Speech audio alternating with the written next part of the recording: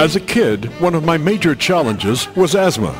I had what seemed like to me an attack almost every week.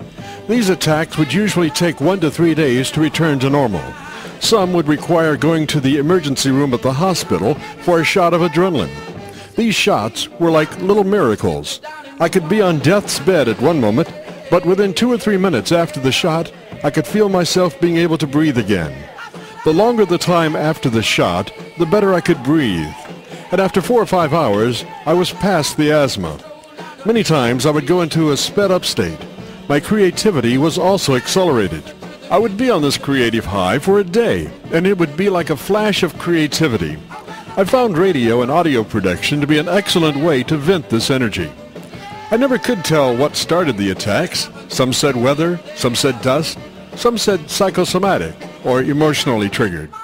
As many attacks as I had, I think perhaps all 3 were involved. My parents at one point decided to move up the coast from West Palm Beach to Cape Kennedy to see if that might help. My dad did concrete and block construction and worked on building some of the launch pads at the Space Center. He had been driving home to West Palm Beach from Cape Kennedy every weekend. Well, I remember we got there on Saturday and drove around to see the town and the school I would be going to. By Monday, asthma. This case lasted till Friday. It was the worst case I'd had in a long time. The move clearly had not helped. We returned to West Palm Beach. I felt better. They never said we wish it would have worked out. There was no readable reaction from them about it one way or the other. But one of the things I did get out of it was during the early morning hours, asthma for me was the worst. I could hardly breathe. Moving around was almost impossible. But my ears worked just fine. So I would listen to my portable radio in bed. The further off the station was, the better I liked it. At one point I ran across this station at 690 on the dial. It would fade in and out, but overall more in than out. The more I listened, I realized there was no disc jockey, no announcer, no commercials. Then as I listened more closely, I could hear the records being changed automatically with a very crude 45 RPM record changer.